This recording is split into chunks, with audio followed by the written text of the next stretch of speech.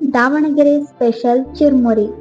ಬೇಕಾಗಿರುವ ಸಾಮಗ್ರಿಗಳು: ಮೊದಲಿಗೆ ಸಣ್ಣಗೆ ಹೆಚ್ಚಿರುವ ಸೌತೆಕಾಯಿ, ಕ್ಯಾರೆಟ್, ಈರುಳ್ಳಿ, ಟೊಮಾಟೊ, ಹಸಿಮೆಣಸಿನಕಾಯಿ.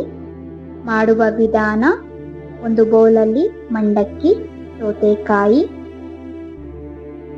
ತುರಿದಿರೋ ಕ್ಯಾರೆಟ್, ಟೊಮಾಟೊ, ಈರುಳ್ಳಿ, ಹಸಿಮೆಣಸಿನಕಾಯಿ, ಅಚ್ಚ ಖಾರದ ಪುಡಿ, ರುಚಿಗೆ ತಕ್ಕಷ್ಟು ಉಪ್ಪು,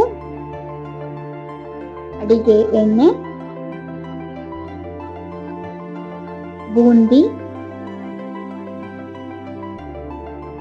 ಗರಂ ಮಸಾಲ, ನಿಂಬೆ ಹಣ್ಣು. ಇಲ್ಲಿ ಕೊತ್ತಂಬರಿ ಸೊಪ್ಪು ಮಿಸ್ ಆಗಿದೆ, ನೀವು ಬೇಕಿದ್ದರೆ ಕತ್ತರಿಸಿಕೊಂಡು ಹಾಕಬಹುದು. ಎಲ್ಲವನ್ನು ಮಿಕ್ಸ್ಚರ್ ಮಾಡಿದರೆ ರುಚಿಕರವಾದ ಚುರ್ಮುರಿ ತಿನ್ನಲು ಸಿದ್ಧ.